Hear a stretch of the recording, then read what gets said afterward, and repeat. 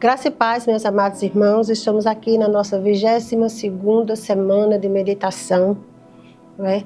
Pedindo a Deus que cada dia mais fortaleça os nossos corações em Cristo Jesus, né?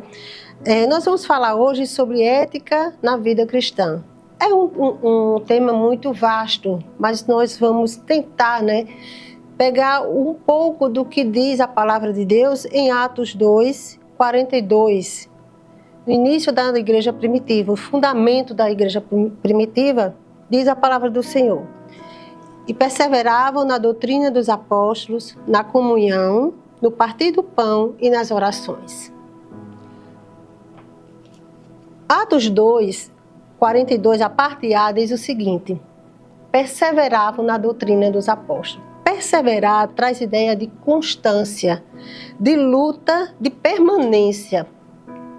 Isso traz ao meu coração a ideia de que eles passavam por problemas de identidade, de muita coisa entrando, muitas ideias entrando no meio da igreja, muitas ofertas vindas do mundo para dentro da igreja, e eles continuavam perseverando, sem falar na perseguição que eles tinham com relação ao cristianismo, né? Uma igreja muito nova, que não tinha um referencial, uma ajuda de outras igrejas, mas que eles continuavam confiantes, fiéis à sua doutrina. E perseverando na doutrina dos apóstolos, a igreja ela caía na graça do povo. Interessante quando a palavra de Deus diz que ela caía na graça do povo e o Senhor ia acrescentando todos os dias aqueles que iam sendo salvos. O que é que traz ao meu coração? Eles seguiam a doutrina dos apóstolos, eles seguiam aquilo que eles conheciam da palavra, aquilo que eles tinham aprendido de Jesus Cristo, sendo fiéis ao Senhor, tendo a palavra como referência. Eles não tinham medo de ir de encontro às ideias do mundo, aos preceitos do mundo. E mesmo assim, eles ganhavam a admiração do povo e as pessoas vinham para dentro da igreja. Por quê? Porque eles achavam algo diferente ali. Será que hoje nós estamos dispostos a fazer isso, a perseverar na sã doutrina? A estar realmente firmes naquilo que a palavra de Deus diz? Eu sei que é muito difícil, porque como é que a gente prega, como é que a gente vive uma verdade absoluta em um mundo tão relativista? Cada dia que passa, o mundo está mais relativista. Os conceitos, os preceitos já não são mais os mesmos. Todos os dias mudam. Ninguém sabe quem é quem. Todos os dias nós temos uma novidade. E as pessoas hoje, elas não têm mais um referencial. Eles são destituídos. E como perseverar nisso aí? Nós nos sentimos muitas vezes como se estivéssemos num rolo compressor. Mas existe algo muito marcante em nossas vidas. Nós precisamos nos lembrar que nós não somos desse mundo. Assim como Jesus disse em João 17,14, dele a sua palavra, e o mundo os odiou, porque eles não são do mundo, como eu também não sou. Então isso aí nos mostra que nós temos preceitos, princípios que são do céu, que não são do mundo. E se nós formos fiéis, como a igreja primitiva era fiel à sã doutrina, com certeza o Senhor vai estar todos os dias conosco, nos fortalecendo. Nós fomos feitos a partir dos princípios de Deus. Todos os dias nós nos confrontamos com o princípio do mundo, mas nós não somos desse mundo. Nós somos embaixadores de Deus. Nós precisamos entender que nós somos representantes do céu na terra. Nós precisamos entender que vivemos como filhos de Deus, filhos amados. E como filhos amados, nós temos conceitos, preceitos, normas e regras que não são desse mundo, são lá do céu. São do Senhor que nos regenerou e fez de nós novas criaturas.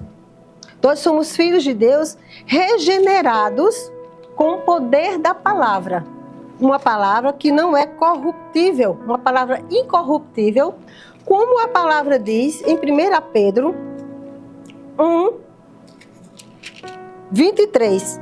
1:23 diz o seguinte: pois fomos regenerados, não de sementes corruptível, mas de semente incorruptível, mediante a palavra de Deus, a qual é viva e permanente. Pois toda carne é como a erva, e toda glória como a flor da erva. Seca-se a erva e cai a flor. A palavra do Senhor, porém, permanece eternamente. Eternamente. Ora, é esta palavra que vos foi evangelizada. Precisamos nos lembrar que a semente que nos regenerou é uma semente incorruptível. O que quer dizer isso? Quer dizer que essa semente independe do que o mundo pensa. Independe, ela não depende daquilo que o mundo acha que deve ser. Ela não se adequa ao mundo. Ela é viva e eficaz. E ela não se corrompe com os conceitos do mundo. Nós estamos ouvindo falar, de uns dias para cá, sobre refazer a palavra de Deus através da inteligência artificial. Bom, pode refazer, mas nós temos aqui, nas nossas mãos, a nossa regra de fé e prática, que é a palavra de Deus, a qual diz que ela é viva e eficaz, que ela é incorruptível. Se ela é incorruptível e nós somos embaixadores de uma palavra incorruptível, nós precisamos ter nossa vida respaldada nessa palavra de forma incorruptível. Incorruptível. Lembrando que o evangelho que nos foi pregado, ele é poder de Deus. Ele não é algo que foi criado pelos homens.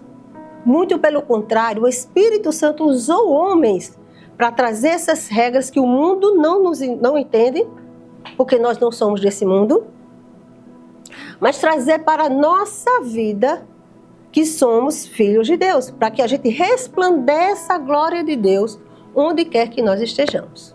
Nós temos um exemplo em Atos 9 da conversão do apóstolo Paulo. O apóstolo Paulo, ferrenho defensor da conduta dos fariseus, fariseu por excelência, doutor da lei, de repente ele se vê rendido pelo poder do evangelho, rendido pela verdade absoluta do evangelho de Cristo. Paulo teve a sua vida totalmente transformada pelo poder de Deus, a ponto dele dizer que eu já não vivo, mas Cristo vive em mim.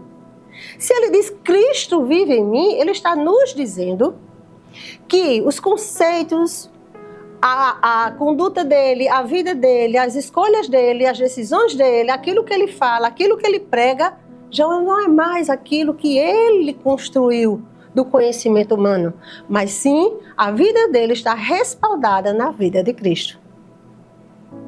E a gente deve sempre estar pensando, sempre se lembrando disso aí.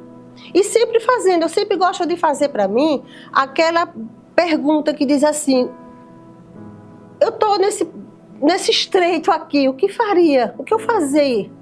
O que faria Jesus nesse lugar? O que Jesus responderia? O que Jesus pensaria? O que Jesus tem para mim? Porque nos nossos corações nós precisamos ter o desejo ferrenho de amar a Deus e honrar a sua santa palavra. Nós temos também em Atos 5 o exemplo de Ananias e Safira. Viviam na casa do Senhor, mas o Senhor não estava no coração deles. O coração deles permaneciam corruptos. Eles queriam agradar a Deus e agradar aos homens ao mesmo tempo. E isso é impossível. Nós queremos agradar a Deus e aos homens. Então, meus amados irmãos, sejamos firmes e constantes, sempre abundantes, sempre pedindo ao Senhor que fortaleça as nossas almas e os nossos corações, para que a gente possa honrar o nome do Senhor. Eu gostaria de pedir aos irmãos que passassem a semana orando pela constância do Evangelho em nossas vidas, por aqueles que já não se alegram mais na palavra de Deus, e pela sã doutrina, que as igrejas defendam uma sã doutrina. Em nome de Jesus, vamos orar. Senhor, nós te damos graças, Pai, pela Tua palavra que é viva e eficaz. Nós te damos graças, Senhor, porque ela não é uma semente corruptível, ela não se alegra com o mundo, ela não se adequa ao mundo. Pai, fortalece as nossas almas, fortalece o nosso entendimento e nos dá, Senhor, ousadia para pregar o evangelho verdadeiro. Toma em tuas mãos, meu Pai, aqueles que já não se alegram mais na tua palavra, que já esqueceram os teus preceitos, mas que um dia, Pai, ouviram a tua voz, que eles sintam saudade do tempo em que eles pregavam essa palavra. Dá-nos, Senhor, em nome de Jesus, a alegria de estarmos sempre na tua casa, pregando a tua sã doutrina. Muito obrigada, Senhor, por tudo, em nome de Jesus. Meus amados irmãos, nós encerramos por aqui.